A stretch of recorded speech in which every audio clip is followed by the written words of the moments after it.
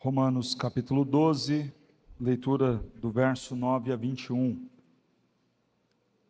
Nos diz assim a palavra de Deus. Romanos 12, 9 a 21. O amor seja sem hipocrisia. Detestai o mal, apegando-vos ao bem. Amai-vos cordialmente uns aos outros com amor fraternal, preferindo-vos em honra uns aos outros. No zelo não sejais remissos, sede fervorosos de espírito servindo ao Senhor, regozijai-vos na esperança, sede pacientes na tribulação, na oração, perseverantes. Compartilhai as necessidades dos santos, praticai a hospitalidade. Abençoai os que vos perseguem, abençoai e não amaldiçoeis. Alegrai-vos com os que se alegram e chorai com os que choram. Tende o mesmo sentimento uns para com os outros, em lugar de serdes orgulhosos, condescendei com o que é humilde. Não sejais sábios aos vossos próprios olhos. Não torneis a ninguém mal por mal. Esforçai-vos por fazer o bem perante todos os homens. Se possível, quanto ao que depender de vós, tende paz com todos os homens. Não vos vingueis a vós mesmos, amados, mas dai lugar à ira, porque está escrito: a mim me pertence a vingança, eu é que retribuirei, diz o Senhor. Pelo contrário, se o teu inimigo tiver fome, dá-lhe de comer. Se tiver sede, dá-lhe de beber. Porque fazendo isto, amontoarás brasas vivas sobre a sua cabeça. Não te deixes vencer do mal, mas vença o mal com o bem. Oremos mais uma vez. Senhor, nós lemos a Tua palavra, que nos chama a atenção para o amor que devemos ter para com o próximo. Também fomos instruídos através da canção que acabamos de cantar, que nos convida a viver uma aliança eterna com os nossos irmãos, com o compromisso de edificar, de repartir, de ajudar, sendo um só corpo, uma só fé, uma só missão, um só povo, povo do Senhor. Aprendemos com a canção, lemos a Escritura e agora precisamos aprender com a explicação e a aplicação do texto. Que assim seja, que o Teu Santo Espírito fale aos nossos corações e nos ensine a viver bem os nossos relacionamentos. Em nome do Senhor Jesus. Amém. Na série Viva Bem a Vida, nós já falamos sobre viver bem a vida com Deus, viver bem a vida em família, e hoje falaremos sobre viver bem os relacionamentos. Quando a gente pensa em relacionamento, em vida, em sociedade, esta foi a forma como Deus pensou e projetou a humanidade. Deus não fez o homem para que ele vivesse só. Pelo contrário, lá em Gênesis, com o primeiro casal, o Senhor já nos dá aquilo que chamamos de mandato social. Multipliquem, encham a terra. No entanto, naquele habitat perfeito, com homens perfeitos, a proposta para esta vida de relacionamento, de sociedade, certamente daria muito certo. Contudo, o homem pecou. E a partir do pecado, então, passamos a ter muitos problemas nos relacionamentos. Já começa uma troca de acusações. Não, foi a mulher que tu me deste. Depois, um irmão matando o outro. E daí em diante, só ladeira abaixo. E a gente sabe o quanto é difícil nos relacionar com as pessoas. E há diferentes implicações em contraste quando a gente fala de relacionamento. Quando você tem um bom relacionamento com o próximo, você encontra apoio nas horas de dificuldade. Sempre vai ter alguém para te aconselhar, te abraçar, dizer de repente palavras que vão te ajudar, ser alguém que vai te apoiar em meio às lutas. Do contrário, vivendo mal os relacionamentos, talvez você esteja fadado à solidão. Um outro contraste, quando você está bem com os relacionamentos, tem alegria, tem paz, tem satisfação. É prazeroso estar reunido com as pessoas. Do contrário, a confusão está certa. E aí nós passamos a olhar, talvez para o ambiente familiar, talvez para o ambiente de trabalho, como sendo um lugar pesado para estar. Porque dada a dificuldade dos relacionamentos, não temos nem paz, nem alegria, nem satisfação, mas estamos vivendo em meio à confusão, a conflitos, a guerras. Um outro contraste, quando nós vivemos bem os relacionamentos, sempre há uma palavra amiga, um bom conselho, alguém nos ensinando, corrigindo o nosso pecado, confrontando as nossas falhas, mostrando um caminho e uma direção melhor. Do outro lado, com relacionamentos afetados pela queda, por vezes lidaremos com ataques, fofoca, maledicência. Um bom relacionamento abre portas para o emprego, para a ajuda, para o socorro. Maus relacionamentos fecham portas.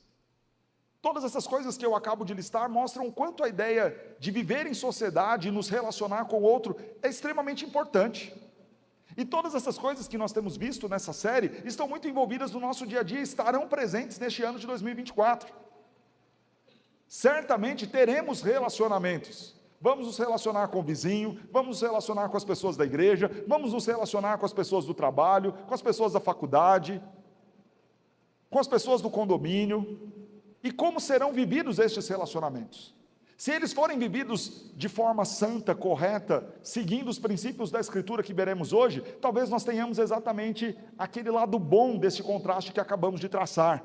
Tenhamos amigos, tenhamos pessoas que vão nos auxiliar, abrir portas para nós, nos socorrer em meio às angústias, mas se vivermos mal estes relacionamentos, talvez vai ficar para nós apenas frustração, dor de cabeça, encheção de saco, confusão, briga.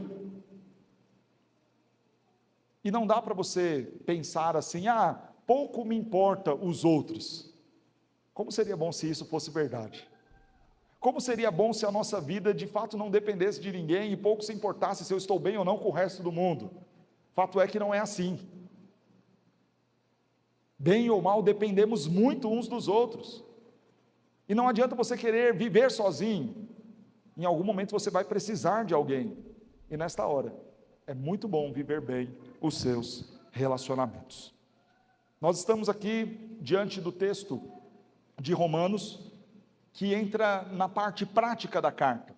Romanos está dividido em dois grandes blocos, um que vai do capítulo 1 ao capítulo 11 e outro que vai do capítulo 12 ao capítulo 16. Na primeira parte do livro, Paulo se dedica a ensinar sobre a fé, esclarecer diversos assuntos doutrinários, principalmente ligados à salvação. É como se ele ensinasse, evangelizasse aqueles crentes, mostrasse a eficiência da graça do Senhor, a justificação pela fé, mostrasse o decreto e a soberania de Deus em salvar o homem, toda a parte teórica ligada à forma como Deus salva e transforma corações, foi exposta por Paulo do capítulo 1 até o capítulo 11. Mas a partir do capítulo 12, fazendo a transição nos versos 1 e 2, Paulo então passa a mostrar quais são as implicações práticas desta fé que outrora ele apresentava. Então ele prega o evangelho, e agora lá no capítulo 12 ele passa a dizer o seguinte: você que entendeu esta mensagem do Deus que veio salvar, do Deus que nos justifica pela fé em Cristo Jesus, você que compreendeu o evangelho, viva desta maneira. Então, quando nós falamos sobre relacionamentos, e tudo aquilo que a gente vai falar nesta manhã, está intimamente ligado à nossa fé em Cristo Jesus. Porque o que Paulo está fazendo é exatamente este movimento. Você que entendeu o evangelho, que entendeu o amor de Deus manifesto em Cristo, você que foi salvo pelo Senhor, alcançado pela sua graça, você precisa se relacionar bem com as pessoas. Não é uma opção, é uma consequência de quem foi alcançado pelo Senhor. Logo, se você tem dificuldade de se relacionar com as pessoas, significa que talvez você precisa questionar se de fato a graça do Senhor já te alcançou. Porque uma coisa é decorrente da outra. Os aspectos práticos colocados a partir de Romanos 12, muito dizem sobre a nossa compreensão sobre a salvação e o que Cristo fez por nós. Existiam alguns problemas de relacionamento aqui na igreja de Roma. Paulo ainda não tinha ido para Roma. Esta carta foi escrita aproximadamente no ano 57. Paulo só vai para Roma mais adiante, na sua prisão. Mas neste momento ele ainda não tinha ido àquela igreja. Esta igreja de Roma foi formada muito provavelmente por aqueles crentes que estavam em Pentecostes. Lá em Atos 2, pessoas vindas de toda a parte do mundo. Roma era a capital do império. Reunia então pessoas que atravessavam o mundo inteiro, e muitos, depois de ouvirem o evangelho, pararam e chegaram em Roma. E assim se deu o cristianismo naquela cidade. Embora Paulo não tivesse ido a Roma até aquele momento, Paulo conhecia muitas pessoas. Quando nós lemos o capítulo 16, 27 nomes de pessoas são citados ali, e Paulo vai fazendo saudação àquelas pessoas a quem ele conhecia em Roma. E é muito curioso, porque parece-nos que pelo menos 3 grupos de crentes se reuniam em Roma. Talvez 3 igrejas, porque Paulo vai dizer que havia uma igreja reunida na casa de Priscila e Áquila, outro grupo que acompanhava Hermas, e outro grupo que acompanhava Filólogo, Júlia e Olimpas. 3 grupos distintos se reunindo na mesma cidade, mas todos eles cristãos, crentes em Cristo Jesus, alcançados pela graça. Mas há 4 problemas aqui, 4 desafios no relacionamento naquela igreja em Roma. O primeiro problema ali estava entre judeus e gentios. Os judeus descendentes de Abraão, naquele momento ainda de transição da lei para a graça, ainda observavam o sábado, ainda estavam muito atentos às datas, às festas, ao que comer ou o que não comer, enquanto os gentios que se convertiam a Cristo não entendiam a circuncisão, não entendiam os hábitos alimentares dos judeus, não encaravam com a mesma seriedade a questão das datas, dos ritos. Para eles aquilo não se encaixava à fé em Cristo Jesus, não tinha muito a ver com o evangelho. Então o judeu olhava para um gentil como se o gentil o tempo todo estivesse afrontando a sua tradição, afrontando os seus hábitos, afrontando a sua própria fé. E os gentios olhavam para os judeus como se eles fossem legalistas, jogando um peso gigantesco sobre eles. Havia guerra entre judeus e gentios na igreja de Roma. Havia também um problema de relacionamento com falsos mestres. No capítulo 16, Paulo vai chamar a atenção daqueles crentes: cuidado, tem muitos enganadores aí servindo ao próprio ventre, cuidado com estes, rejeitem a estes. Havia um terceiro desafio nos relacionamentos, a questão dos crentes com os descrentes. Roma é a capital do império.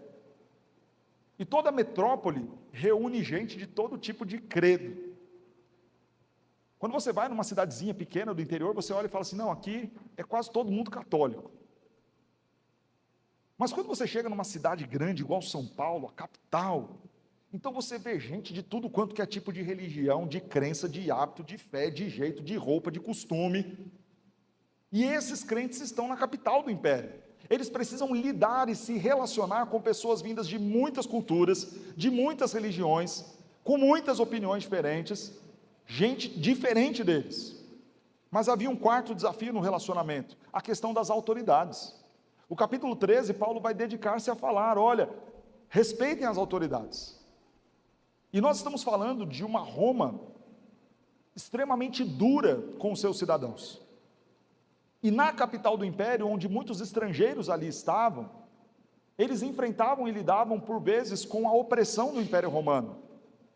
E talvez na cabeça de muito crente eles pensassem assim: eu não preciso respeitar essas pessoas, querer o bem delas e nem ter um bom relacionamento com eles. São opressores de um governo corrupto, eu quero mais é que eles morram. E aí Paulo vai falar: não, essas autoridades foram constituídas por Deus.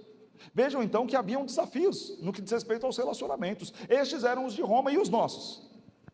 Também lidamos com pessoas que pensam diferentemente de nós, direita e esquerda, São Paulo e Coríntios. Pessoas que têm hábitos diferentes dos nossos: arroz por cima do feijão, feijão por cima do arroz, bolacha e não biscoito.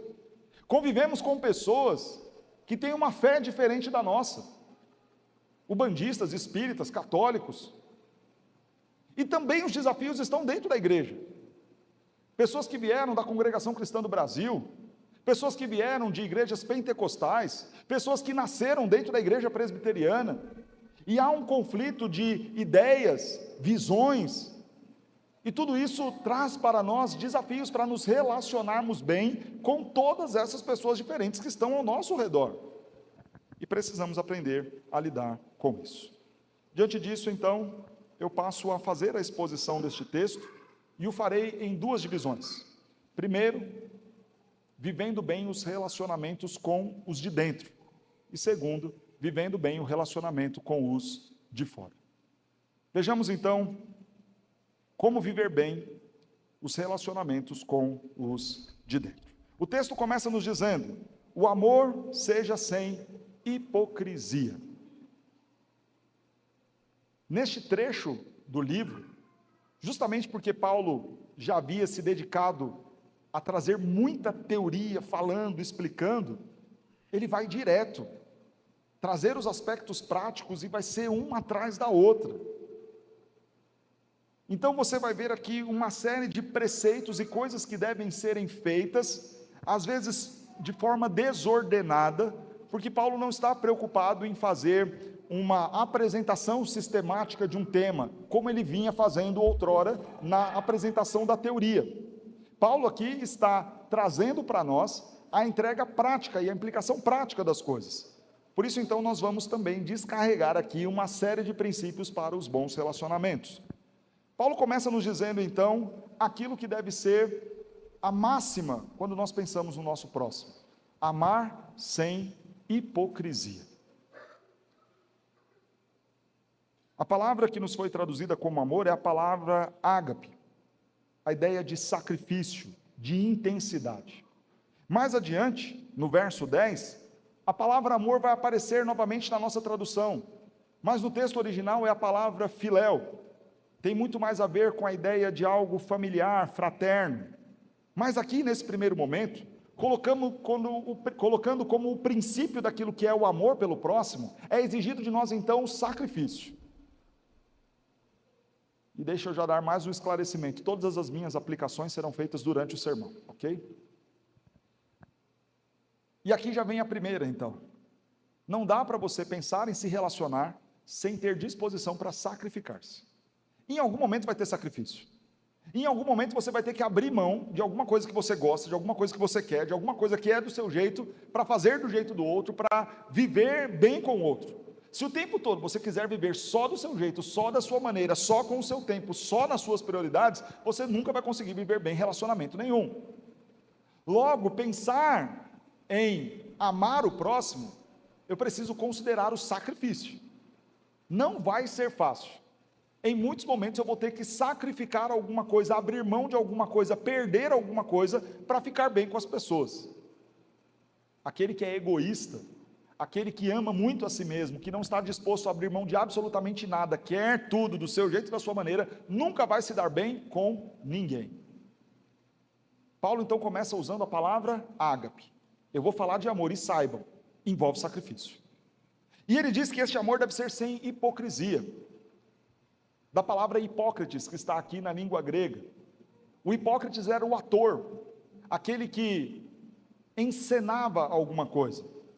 E a palavra raiz traz para nós o sentido etimológico aquele que se põe atrás de algo. E assim era o teatro naquele tempo. O ator então colocava uma máscara, que trazia na máscara o sentimento. Então uma máscara sorrindo ou uma máscara triste. Então pouco importava o que de fato ele estava sentindo, o que valia era o que a máscara estava dizendo. Ele estava por trás da máscara. Este é o amor fingido, do qual Paulo está dizendo: não vivam assim, não amem assim, não se relacionem assim, não coloquem máscaras e nem fiquem por trás de máscaras, não sejam hipócritas, não sejam falsos, que o amor de vocês, que implica em sacrifícios, conduza vocês a viverem a verdade. A hipocrisia que está sendo condenada por Paulo, então, é aqueles que vão viver de aparências, viver o tempo todo sorrindo talvez, aparentando fazer o bem, mas desejando o mal. Veja que a solução para não viver em hipocrisia está colocada adiante: detestai o mal, tenham repugnância pelo mal, odeiem o mal e se apeguem ao bem. Veja, para que a gente entenda essa falsidade que Paulo está colocando: livre-se de qualquer tipo de forma de mal. Porque às vezes a gente traz uma aparente bondade nas ações, no sorriso, no abraço, mas o coração está nutrindo maldade pelos outros. Paulo então vai falar o seguinte: quer acertar e ter certeza que você não vai incorrer no mal da hipocrisia? É fácil. Odeie, tenha repulsa daquilo que é mal e se apegue no que é bom. A palavra que nos foi traduzida como apegar foi usada por Jesus em Mateus para falar da união conjugal. Foi usada por Paulo em Coríntios para falar da união sexual entre homem e mulher. O que mostra que este apego ao bem é algo de você realmente estar unido àquilo de uma forma a não poder se soltar. Então veja que o amor sem hipocrisia é aquele que eu rejeito todo tipo de maldade e me apego ao bem. Irmãos, para a gente conseguir amar as pessoas, a gente vai ter que fazer isso em muitos momentos. É se agarrar no bem de forma assim: olha, eu quero matar, eu quero esganar, mas eu vou ter repulsa disso para me apegar ao bem e fazer o bem. Eu vou me agarrar a todo tipo de bondade, a pensar o bem, a desejar o bem, a querer o bem, e vou tentar ao máximo detestar e odiar o mal. É quando vem aquele pensamento mal sobre alguém, aquele sentimento de querer o mal para o outro, você pensar: não, isso não pode ser assim, eu tenho que rejeitar isso. Só considerar e pensar isso, para mim, já tem que ser algo abominável. Se eu não estou sendo assim, eu estou sendo falso na minha forma de amar. Não pode ter hipocrisia, não pode ter espaço para o mal. Por isso então a ideia de sacrifício, porque só vai ser possível viver isso sem falsidade, sem ter espaço para o mal, quando a gente se empenha, quando há intensidade, sacrifício. O texto vai colocar então no verso 10 que este amor também deve ser fraterno. Então nesta qualidade que vai sendo dada ao amor, Paulo começa dizendo: este amor tem que ser sacrificial. Este amor também tem que ser fraterno. Esta é a qualidade, é o tipo de amor que nós devemos nutrir no relacionamento com o próximo. Então o texto nos põe assim: amai-vos cordialmente uns aos outros com amor fraternal, preferindo-vos em honra uns aos outros. A palavra amor aqui agora não é a palavra ágape, é a palavra filéu. Amem o próximo como se fosse parte da família de vocês. E eu gosto muito desta ideia da irmandade. A Bíblia usa muitas ilustrações para falar deste grupo, dos de dentro. Nós somos chamados de rebanho, somos ovelhas do Supremo Pastor. Somos chamados de ramos da videira que é Cristo. Somos chamados de membros de um corpo, que é o corpo de Cristo. Mas quando nós somos tidos como família, é muito interessante, porque família briga, mas ainda brigando, se ama. Eu lembro uma vez quando eu era criança, eu peguei um carrinho de fricção, minha irmã estava dormindo, eu achei interessante, não sei,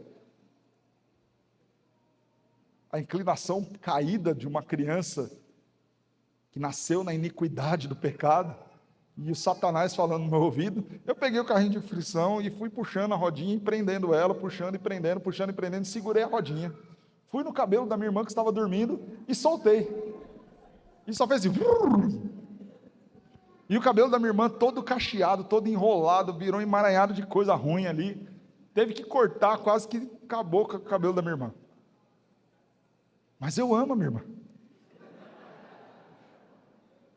Eu não sei porque eu fiz aquilo, mas eu amo muito a minha irmã, e amava de verdade ela.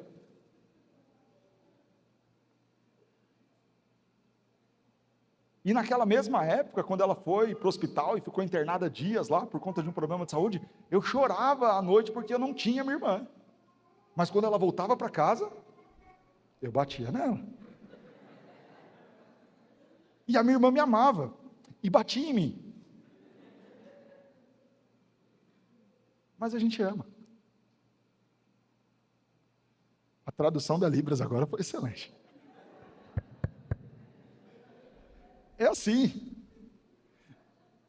É muito interessante a utilização da palavra para aquilo que deve ser o sentimento a ser nutrido entre nós e aquilo que é a realidade. O texto nos convida a olhar uns para os outros como nós olhamos aos nossos parentes, aos nossos familiares. ao nosso irmão, ao nosso pai, à nossa mãe. Claro que existem momentos de desgastes na relação, claro que existe momento de dificuldade, de discordância, de confusão, de chateações, mas ainda assim a gente ama. A gente ama. Eu amo porque eu amo, é minha irmã, é meu pai, é minha mãe, são os meus filhos, eu amo. Tem dias que não é tão bom, tem dias que tem tristeza, mas tem amor, tem disponibilidade para amar. De forma prática, o texto está falando o seguinte: olha, quando é o seu pai, você não faz um esforço e perdoa? Quando são os seus filhos, você não faz um esforço, respira fundo, conta até 10 e perdoa? Quando são seus irmãos, lá na sua casa, vocês discutem, vocês brigam, mas você não se empenha para chegar, chamar, conversar, abraçar, se entender e ficar tudo bem? Por que com os irmãos da igreja vocês vão fazer diferente? Tenham entre vocês amor fraterno, cordialidade, olhem um para o outro como eu preciso dele, é minha família, não são pessoas com quem eu viro e falo, talvez se der, eu me relaciono com eles.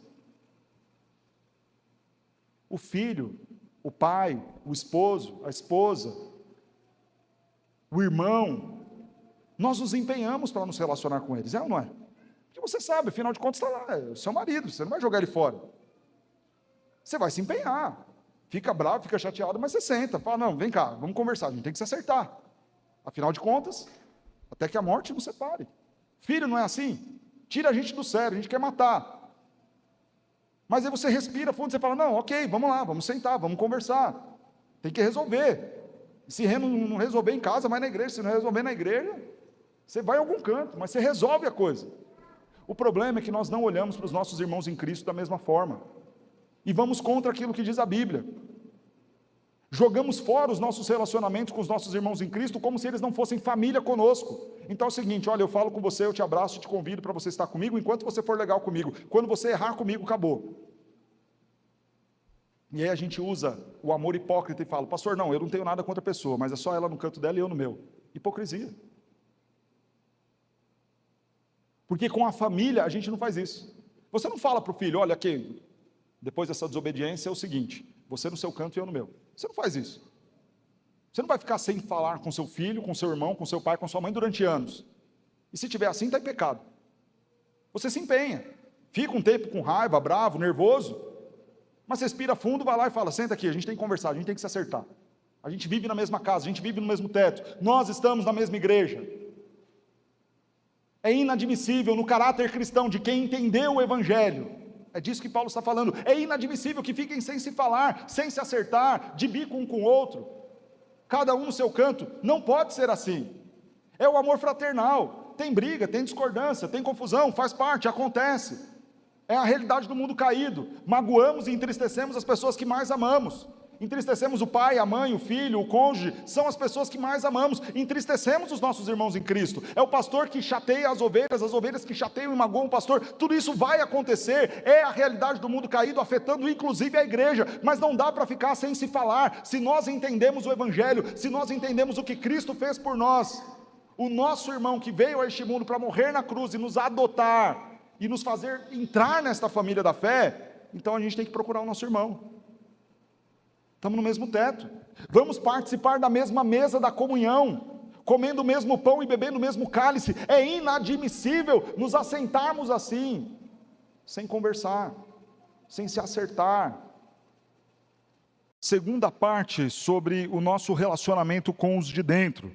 No primeiro momento nós vimos as qualificações deste amor. Este amor é o amor ágape, é o amor que não deve ter qualquer tipo de hipocrisia, sem qualquer espaço para o mal, é o amor fraterno, o amor que temos para com os da nossa família de sangue.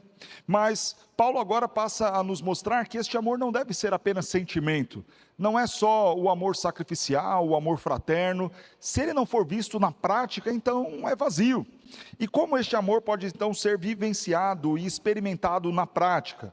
O texto a partir do verso 10 vai nos dizer: prefira o outro em honra, preferindo-vos em honra uns aos outros. Para nós entendermos isto, é preciso ver o verso de número 3 do capítulo 12. Porque pela graça que me foi dada, digo a cada um dentre vós, que não pense de si mesmo além do que convém, antes pense com moderação. Preferir o outro em honra significa colocar os interesses do outro acima dos meus. O desejo do outro acima do meu, a preferência do outro acima da minha, a escolha do outro acima da minha, isso significa preferir o outro em honra.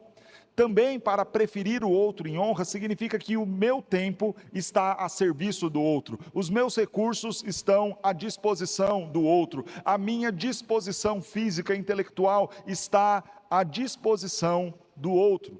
Assim, então, eu prefiro o outro em honra, prefiro o outro do que eu mesmo.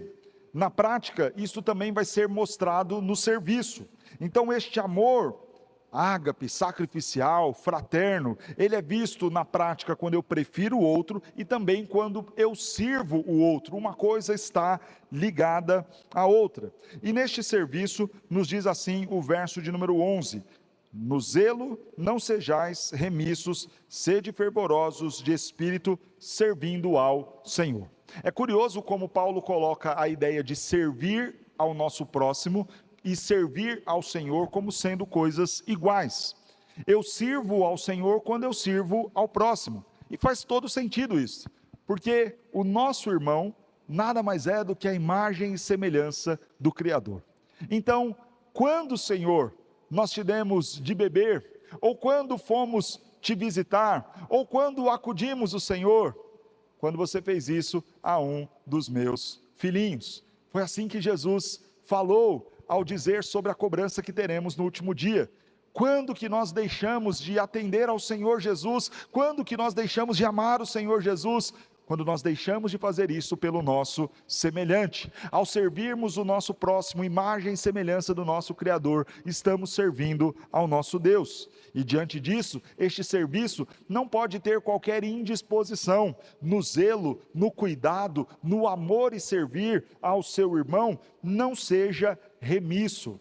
Não faça isso com a mão fechada, não faça isso com má vontade, antes com inteira disposição, com fervor de espírito, sirva ao seu próximo.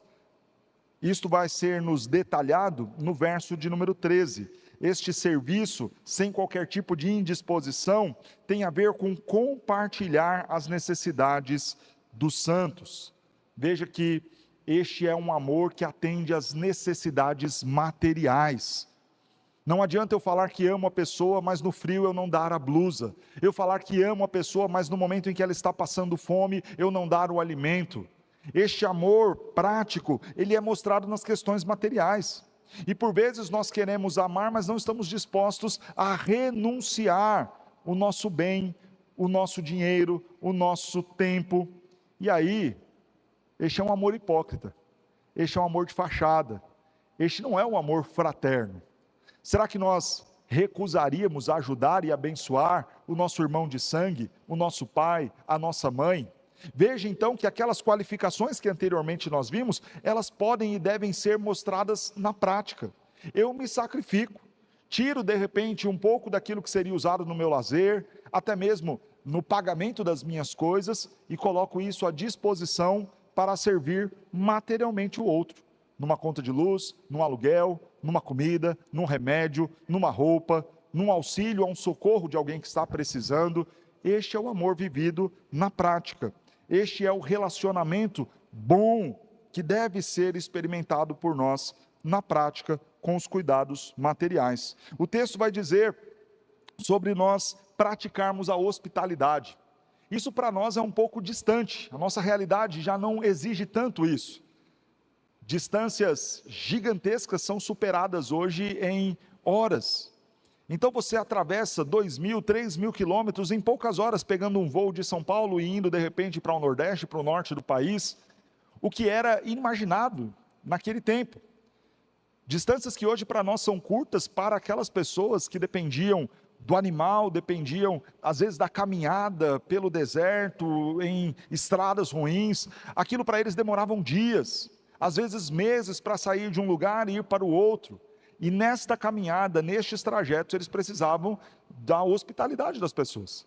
precisavam parar na casa das pessoas. Não existia uma rede de hotéis para servir em cada vilarejo e em cada cidade onde eles paravam. Era necessário que alguém abrisse a porta, cedesse uma cama, cedesse alimentação, cuidasse do animal, ainda que provisoriamente dar aquele socorro, aquela ajuda, aquele suporte. Se esta era uma realidade daqueles dias, hoje nós temos muitas outras. Claro, nós ainda temos refugiados, ainda temos pessoas desabrigadas, desamparadas, ainda temos, por exemplo, os nossos missionários. Veja que a terceira carta de João fala dessa hospitalidade em especial voltada para aqueles que estão fazendo missões. E tudo isso também são realidades dos nossos dias em outros moldes, com outros valores, com outras ações práticas, mas ainda assim, olhando com atenção para este irmão em Cristo, para os de dentro, que de repente não estão vivendo debaixo da mesma comunidade de fé, da mesma igreja local, mas que ainda assim precisam do nosso apoio, do nosso carinho, da nossa ajuda, do nosso sustento.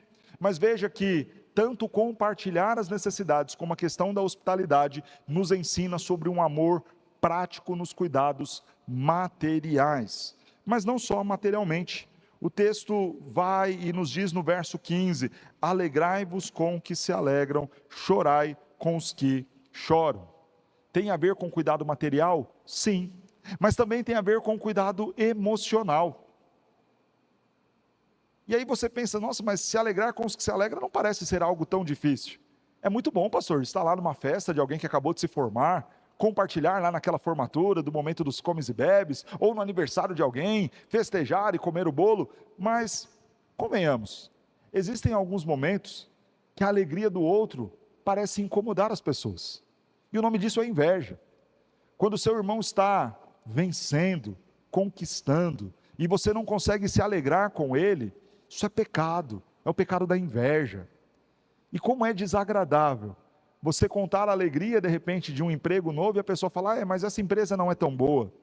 De você estar contente com o carro que de repente você conseguiu comprar e a pessoa falar, mas tem marcas melhores. Como é ruim você não ter com quem compartilhar os bons momentos da vida. E o texto nos ensina que até isso precisamos ter um esforço. Calma, segura sua língua, antes de querer criticar a vitória do outro, antes de questionar os méritos daquela pessoa, se alegre com ela. Que bom, meu irmão, que bom que a sua empresa está indo bem, que bom que a sua igreja está crescendo, que bom que o seu carro agora é um carro melhor. Pare de olhar torto para as pessoas e para as conquistas delas e comece a louvar a Deus, agradecer a Deus. Que bom que o Senhor está te abençoando, cuidando de você. Eu quero me alegrar com você, sorrir com você, ao invés de ficar fazendo fofoca. Olha, você está vendo lá a roupa do irmão? Olha, deve estar fazendo alguma coisa errada. Está vendo o carro dele? Olha, está gastando bastante dinheiro com isso. Comece a se alegrar com as coisas dos outros. Comece a se alegrar com as vitórias dos outros. Se alegre com os que se alegram, não tenha inveja. Não fica fazendo maledicência, desdenhando das coisas que as pessoas têm, das vitórias das pessoas. Este cuidado emocional também nos leva a chorar com os que choram. Ser aquele ombro amigo no momento da dor, no momento do luto, estar pronto a estar ali, chorando, sofrendo, consolando alguém, orando por aquela pessoa. Mas infelizmente, irmãos, por vezes, nós nos colocamos muito mais como juízes. Quando alguém está sofrendo, a gente faz como aqueles amigos de Jó, alguma coisa errada deve ter aí, deve estar sofrendo por isso, ou pior, olhamos e falamos, bem feito, começamos a considerar os erros e as falhas que aquela pessoa já teve conosco, e praguejamos, está vendo? Aconteceu foi tarde, já era para ter acontecido antes, bem feito. Chore com os que choram. Aquela pessoa que está sofrendo, de repente aquele sofrimento é até mesmo real, fruto da consequência de um pecado, mas não olhe para aquilo como se fosse um meio para que você julgasse aquela pessoa, para que você ofendesse aquela pessoa e pisasse no erro daquilo que ela está vivendo. Antes, olhe para aquela circunstância, para aquela situação adversa e ore, seja o ombro amigo, chore com os que choram. Esteja pronto a não ser o juiz, mas o discipulador daquele que está sofrendo. Mas como é possível? Como é possível preferir o outro em honra, me desprender dos recursos materiais para servir alguém, me desprender do meu tempo para orar com alguém, chorar com alguém? O verso de número 16 nos dá a chave para que isto seja real em nossas vidas. tende o mesmo sentimento uns para com os outros, em lugar de ser de orgulhosos, condescendei com o que é humilde, e não sejais sábios aos vossos próprios olhos. Sabe por que muitas vezes nós não conseguimos estender a mão para ajudar o outro, oferecer o ombro para que o outro chore?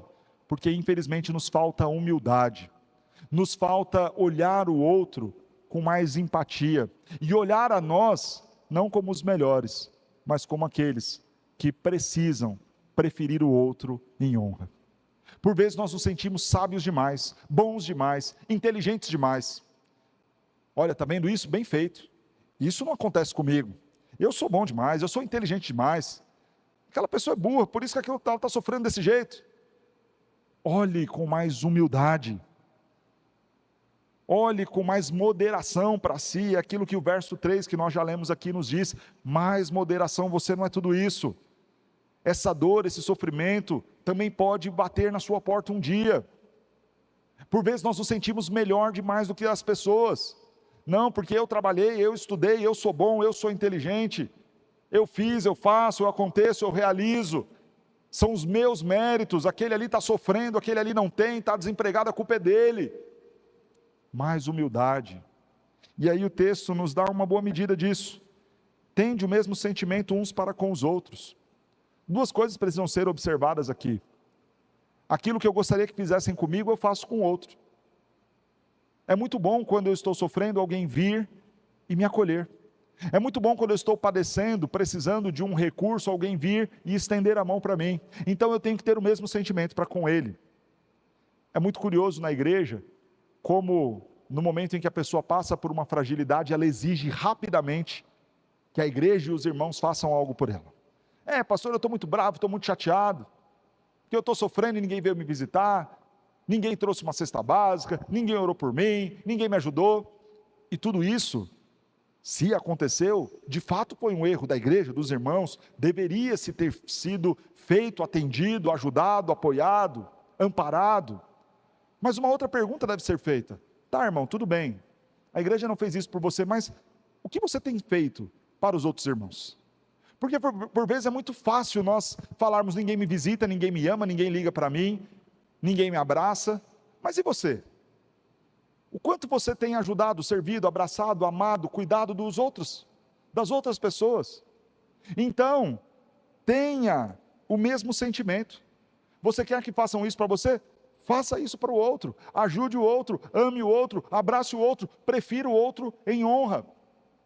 Mas uma outra perspectiva desta expressão, tende o mesmo sentimento uns para com os outros, é a ideia de você não amar e cuidar e servir apenas aqueles que te interessam.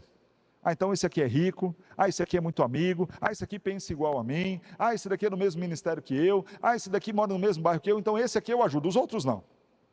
Tende o mesmo sentimento uns para com os outros, não sejam sábios aos vossos próprios olhos.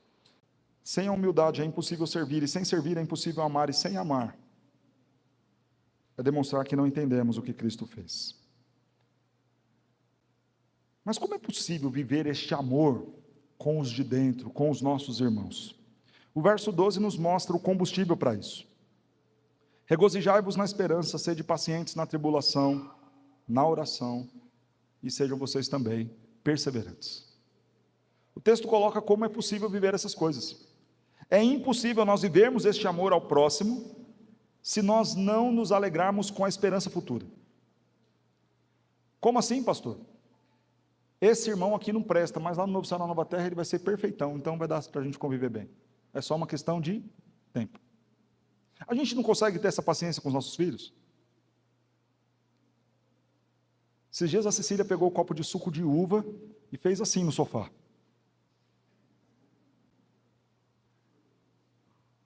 Você briga? Não. Você xinga? Você bate? Você mata? Não. É uma criança. Não entende o que está fazendo. Acabou com o sofá. Mas ela não entende isso.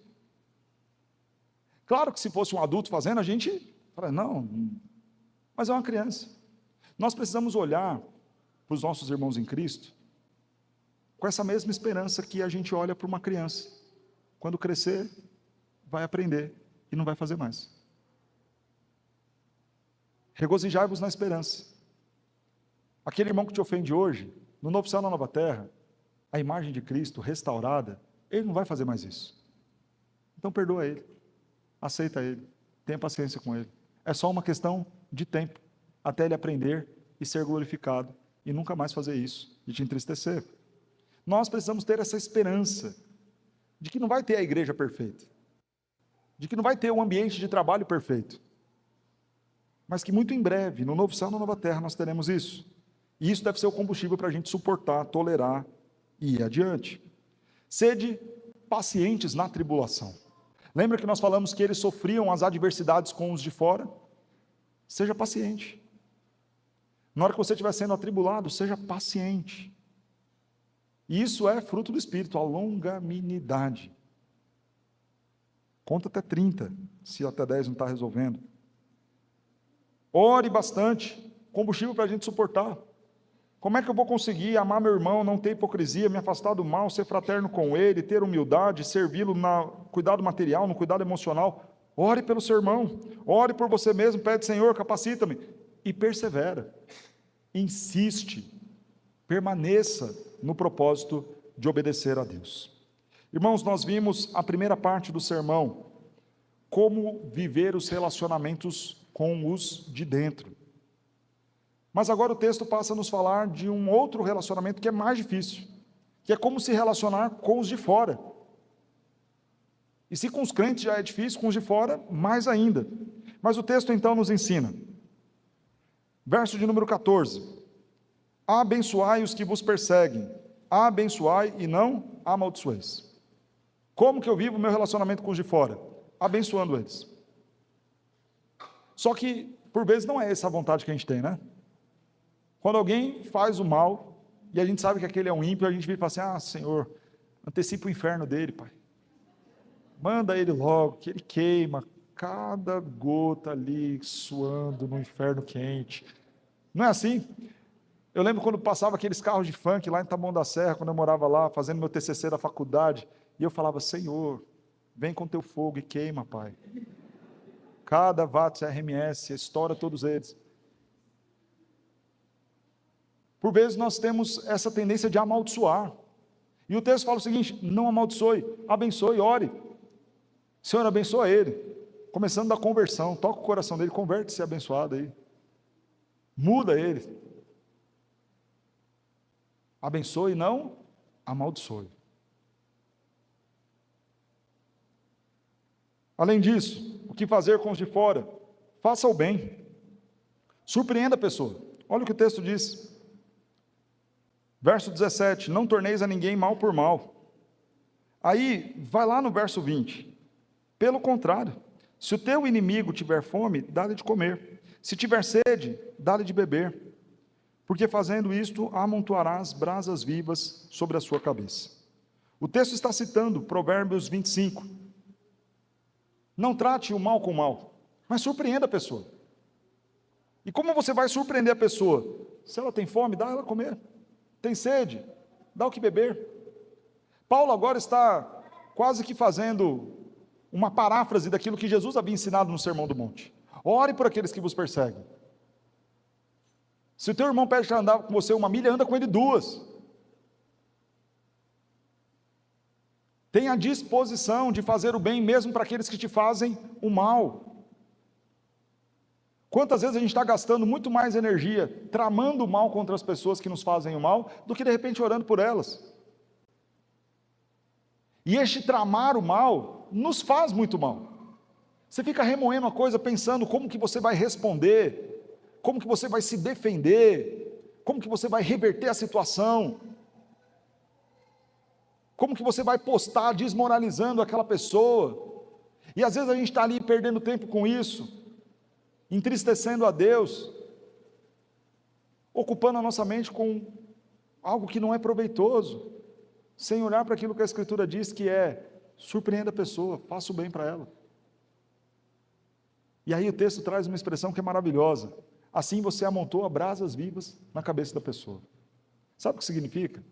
Você vai fazendo isso, a cabeça da pessoa vai fervendo, vai esquentar, ela vai pensar, mas não é possível, eu só faço mal para a pessoa e olha o jeito que ela me responde. Depois de tudo que eu falei, depois de tudo que eu fiz, olha o jeito que ela me trata. Você vai deixar o outro com a cabeça quente, não você.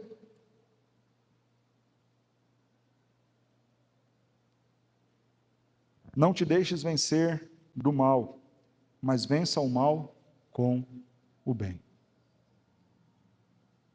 Irmãos, a gente tem muito crente rancoroso, que não perdoa, que trama o mal, que quer fazer justiça com as próprias mãos. Inquietos, impacientes. Sabe qual é o problema? Você está deixando o inimigo participar demais da sua vida. Chega a hora de você dormir, ao invés de você dormir tranquilo, com o coração grato, porque Deus te deu aquele dia, você está maquinando e pensando mal, pensando na resposta que você vai dar, pensando naquilo que você vai fazer quando encontrar aquela pessoa. É muito rancor acumulado, é muita mágoa acumulada. Tem que perdoar, porque enquanto você não faz isso, você leva aquele problema lá para a sua cama. Aí você vai almoçar, você não consegue almoçar, porque você está ali o tempo todo remoendo o que a pessoa disse, o que a pessoa falou. Aí a pessoa está ali almoçando com você, mesmo sem estar presente, mas impede você de comer, porque você está o tempo todo pensando naquilo.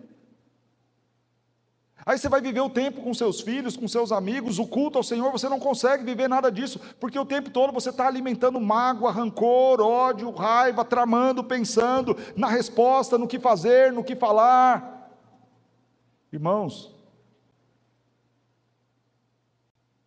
se a sua vida tem sido assim, para com isso. O que fazer, pastor? Eu vou ter que conviver com isso até quando? Veja o que o texto diz. Verso 18. Se possível, quanto ao que depender de vós, tenha paz com todos os homens. Naquilo que for possível, que não vai implicar em você ferir um princípio bíblico, se empenhe ao máximo em ficar bem com a pessoa. Sem retaliação, sem vingança. Mantenha a paz. Fecha a boca. Discute menos. Fala menos. Ouça mais. Sim, leve o desaforo para casa. Quantas vezes forem necessárias.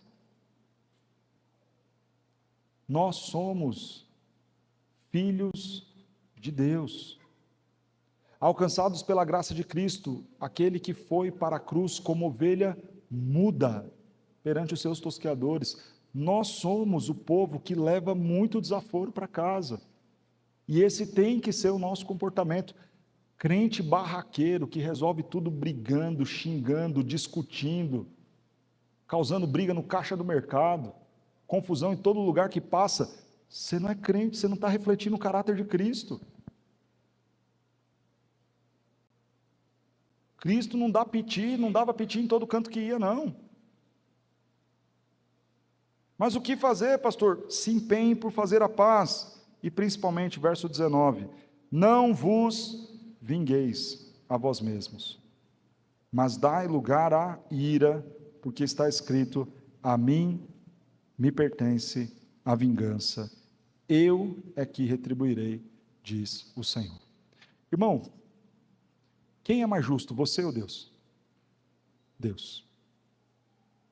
Quem pode fazer um estrago maior na vida do seu inimigo, você ou Deus?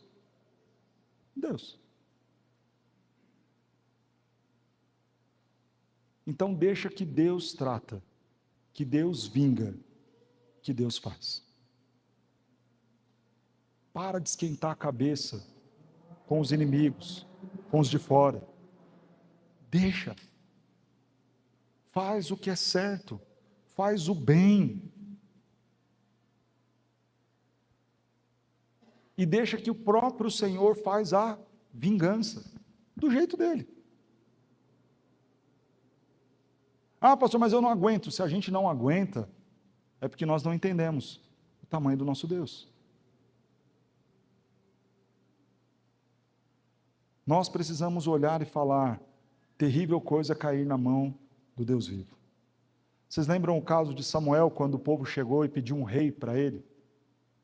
Samuel ficou chateado.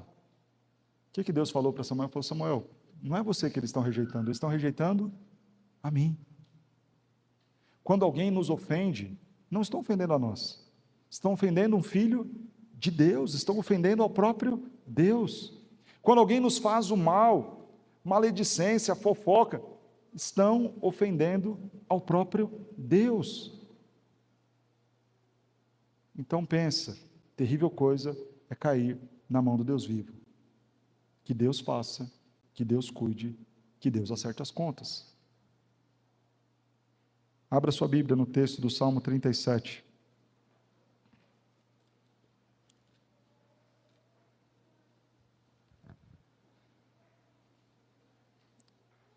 Diz assim o texto: Não te indignes por causa dos malfeitores, nem tenhas inveja dos que praticam a iniquidade, pois eles dentro em breve definharão como a relva e murcharão como a erva verde.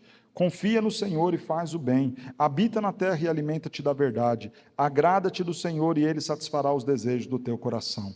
Entrega o teu caminho ao Senhor, confia nele, o mais Ele fará. Fará sobressair a tua justiça como a luz e o teu direito como o sol ao meio-dia. Descansa no Senhor, espera nele. Não te irrites por causa do homem que prospera em seu caminho, por causa daquele que consegue cumprir os seus maus desígnios. Deixa a ira, abandona o furor, não te impacientes, porque certamente isso acabará mal. Porque os malfeitores serão exterminados, mas os que esperam no Senhor possuirão a terra. Deus faz justiça por você. Às vezes a gente vive muito mal os relacionamentos porque a gente está querendo argumentar o tempo todo, se justificar o tempo todo, provar o tempo todo que não, eu não sou isso, eu não sou aquilo. Deixa que Deus cuida. Deixa que Deus faz a justiça. Você não precisa provar nada para ninguém. A sua justiça está em Cristo. O seu direito está no Senhor. E Ele fará sobressair a tua justiça como a luz, como o sol ao meio-dia. Então descansa no Senhor. Para de tramar o mal, para de guardar rancor. Perdoa logo a pessoa. Chega lá e fala: vem cá, vamos conversar. Ah, pastor, mas eu vou ser bobo. Deus é justo juiz. Se a pessoa estivesse te enganando, lembra disso. Quem é que vai julgar a causa? Deus. Deixa a vingança para Ele. Ah, mas eu vou lá fazer papel de besta. Deixa. Faz. Você não é responsável pelas atitudes dos outros, pelos pensamentos dos outros. Você é responsável pelas suas atitudes, pelos seus pensamentos, pelas suas tomadas de decisão. Perdoa, mesmo aqueles que te ofenderem. Busque a reconciliação, mesmo com aqueles que te fizeram mal. Pare de se justificar e deixa que Deus prove a sua justiça, a tua causa e a tua inocência. Descansa no Senhor, espera nele. Assim você vive bem os relacionamentos.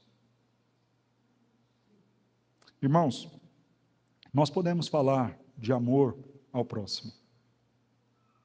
E João vai nos dizer o porquê.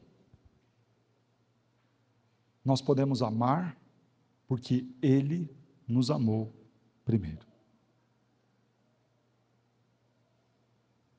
A grande chave hermenêutica para a compreensão de Romanos 12, 9 a 21, está lá em Romanos 12, 1 e 2. Rogo-vos, pois, pelas misericórdias de Deus. Tudo aquilo que Paulo vai falar na sequência sobre a vida prática, ele está pedindo para que a gente leve em conta as misericórdias de Deus manifestas em Cristo Jesus. Você ouviu a mensagem do Evangelho, do capítulo 1 até o capítulo 11, que fala que todos pecaram e carecem da glória de Deus, que pela graça nós somos salvos, somos justificados, pois, mediante a fé, que não depende de quem quer ou de quem corre, mas de Deus demonstrar graça e misericórdia. Você entendeu o quanto Deus foi bondoso com você e o quanto Ele te amou, mesmo eu e você sendo inimigos dEle? Entendeu tudo isso? Ok. Então, diante da misericórdia que Deus teve por você, seja misericordioso com o outro, ame o outro, seja humilde. Sirva como Cristo serviu, perdoe como Deus nos perdoou, ame como Deus nos amou. Deixe a justiça e a vingança para Deus, como Cristo fez. Pai, perdoa-os. Foi o que Jesus falou. Pai, não imputes a eles este pecado. Foi o que Estevão pediu enquanto estava sendo apedrejado. Cristo nos amou, se entregou por mim e por você. Amor ágape. Cristo nos chama para fazer parte da família dele. Amor filéu. Cristo nos ensina o que é amar, para nos mostrar que não temos o direito de fazer nada diferente disso.